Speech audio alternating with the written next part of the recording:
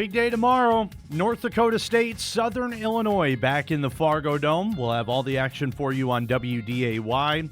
Coverage starts at 2:20. Kickoff is at 2:30.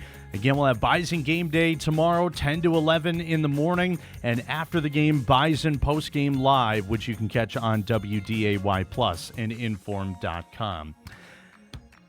The Salukis, impressive this year to say the least. Dom had the opportunity to sit down with their head coach, Nick Hill, yesterday.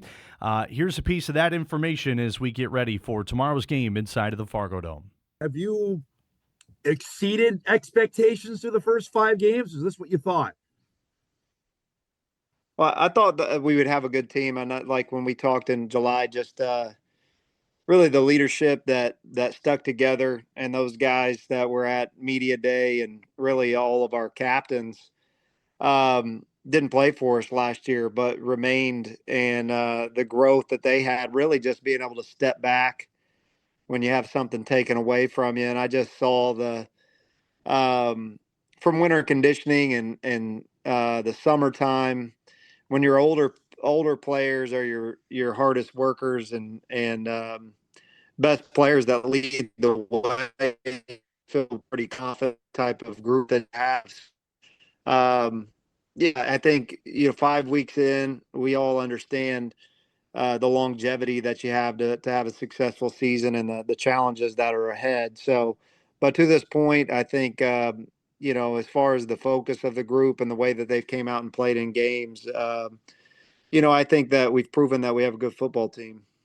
Being a former QB, is this as what you envision DJ Williams could be running your offense? Yeah, I think, I said that some at media day as well. And I think people close to me, I'm from here, and, obviously my family lives here. My brother played quarterback here. I've said that I feel like he can be the most talented quarterback that we've ever had here, as far as just the skill that he possesses.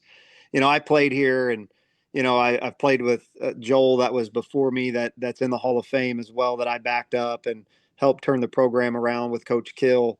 I think Joel would be the first to tell you we had some limitations about ourselves, that that we weren't taking 75-yard draws for touchdowns. It's just, we might take it for 16 yards and get a first down, but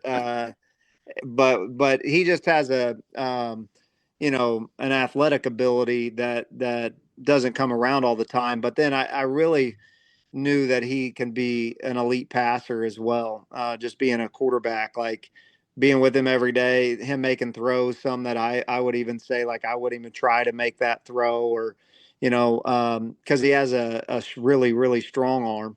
And then it just, when just being around him and then being back coaching the quarterbacks now and in that room every day, just seeing his humbleness of wanting to get better, like when it's a inaccurate throw, or it's a bad read, like he's already on it before I can, talk to him. So I think, years of coaching quarterbacks, like if you have that, like you're not looking for the excuse, or you're not looking to be graded hard, or you want to put it on somebody else, it's tough. But when you're the first to say, like, I got to get better at that, like, that's on me. My feet were bad, my eyes were in the wrong spot, or even in game when he comes over now with iPads, and it's just like, I had my eyes in the wrong spot, like, call that again, and he's already seeing it. So that's when I knew, like, hey, he's got a chance to be a really good one. You've been up here 3 previous times as a coach. Is this the best team you've taken to Fargo? Yeah, I would say, yeah, I mean, probably the most skilled group, and then probably the most experienced offensive line. Obviously you watch some tape from those things leading up to this game, of just making sure you go back and watch some previous games. Anytime the coordinators kind of remain the same and things, you'll triple check some things on how they played you. And just looking at that, I would say this is our most, experienced offensive line as well. Going into that, we had started a couple guys in that playoff game and things. And so I think the experience of the offensive line has really helped us out this season, and being able to identify things and communicate really well up front. And then I think Coach Prawn, who's really a product of NDSU, cutting his teeth up there, has really just for us defensively of having an identity that really, I think what coaches can do is just like, NDSU, SDSU, they rarely try to, when you're going against them, like try to trick you or bring in a bunch of exotic Right. things and being out of place. That's the ultimate compliment to them, is like you rarely get them out of place, right? Everybody, all 11 know what they're supposed to do. Doesn't mean that you can't score on them or they'll miss a tackle, or, those are, those things are going to happen, but rarely do you watch the tape and it's just like, man, this team's undisciplined, or if we motion here, guys are out of place and guys Right. in the back end are looking at each other. You just don't get that. And I think Coach Prawn has brought a consistency of that, of really the preparation leading into the week where our guys are playing all on the same page. DJ was up here, as you know, Nick, a couple years ago with Murray. Can he count on Yeah. that experience of being in the dome, of knowing what to expect come Saturday? Yeah, I think a little bit. Some of our media has asked that as well. Um, I think there's some of that. Like, it won't be his first time as far as but I think that this game will be won within those 60 minutes, and that's what I've stressed to our team, and I've stressed to our staff, like, and really for all season, going even Indiana State last week, like, it doesn't matter what we've done previously. If we're really good on third down in the first 5 weeks, and we're really good in the red zone of scoring touchdowns, like, you don't get any bonus points this week because you've been good the previous 5 weeks, like what we do on these 60 minutes. And so I think there's something to being a player, like, hey, I've been there before. I know what to expect. I know where the student section's going to be. And I know, those things, kind of veteran players feed on that. And there's something to being a young guy that just doesn't really care, that just is going to go play hair on fire and excited to be somewhere for the first time. So I think for our group, it's a good mix. And some of our guys have been there, some haven't. And looking forward to a fun environment. You are a great quarterback mind. Give me your evaluation of Cole Payton through 5 games. Yeah, I think we got to see him because we played SEMO right after you Yeah. guys break, game planning for SEMO, and I was really impressed. And I'm really close with Coach Took, SEMO's coach. He coached me, and so he's probably one of the closest people to me in the profession. We even talked a little bit before their game about, like, man, he made some impressive throws in that game, and I think that maybe didn't surprise them, but didn't realize that how accurate of a thrower he's been.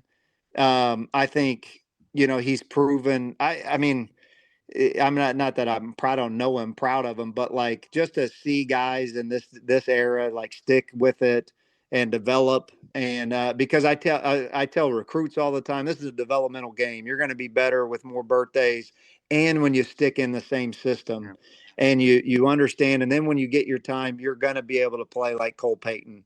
If Cole Payton transfers, he's getting in a new offense. He doesn't know the coordinators. Does he play like this? I don't know. It's going to be a lot harder. I know that. And now he's been out there and he plays the game the right way.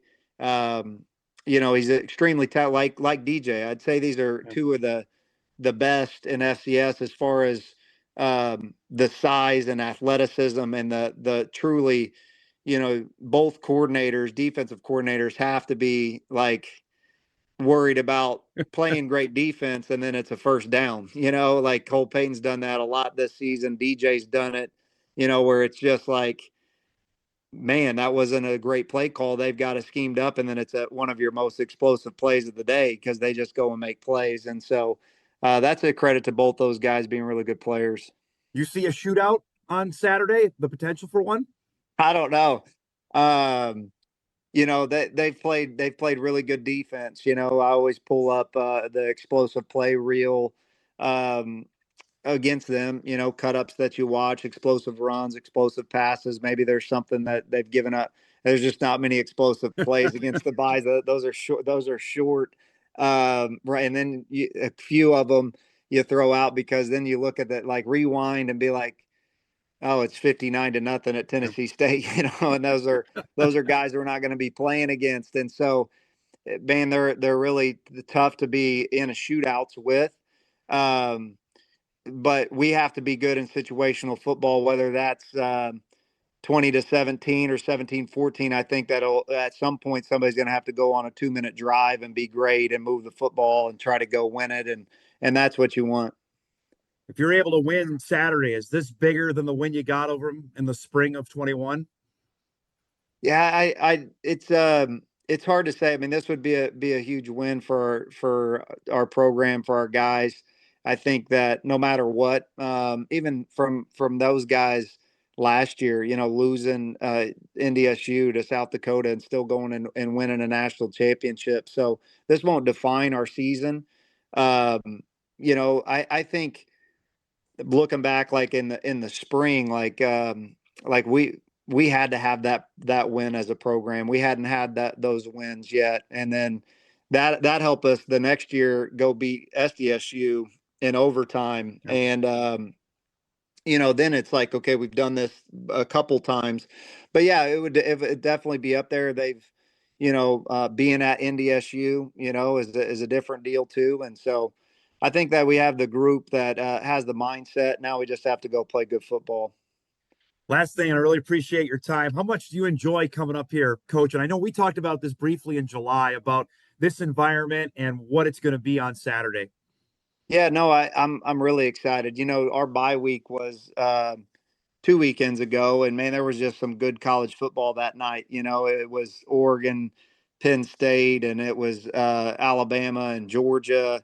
And you just think of those environments and the fun that it is. Like that's what college football is supposed to be about. Some of it is going on the road in hostile environments. When you're coming back for reunions and stuff, you're talking about those things. Remember that time we went to so and so, and there was, for us it was like Northern Iowa, Yeah. homecoming. It was sold out at Northern Iowa. It was loud. We had to go on silent count. Like, you remember those games. So that's what's fun. So yeah, I'm excited about, and that's what I'm so appreciative of coaching in this conference, is that you get an opportunity to play at the FCS level in front of fan bases that care, and it matters to them. And I've said this over and over a couple of times. I wish that we could fly some more people up from our just administration and everything. Not that they don't do a good job here, but to see like how everything matters up there, the video board, the entrance, the everything, Yeah. you guys do such a great job of creating a good atmosphere that'll be fun to play and coach in. Always great to hear from Saluki head coach Nick Hill, previewing a big matchup tomorrow against North Dakota State at the Fargo Dome. Again, kickoff is tomorrow at 2:30. We'll have all the coverage for you on WDAY. We'll talk more about that game coming up a little bit later on this morning, but we're due for a break because there's another big game coming up tonight, Grand Forks Central and Kindred. Central head coach Jake Schauer will join us in a couple of moments. That's coming up next on Hot Mic.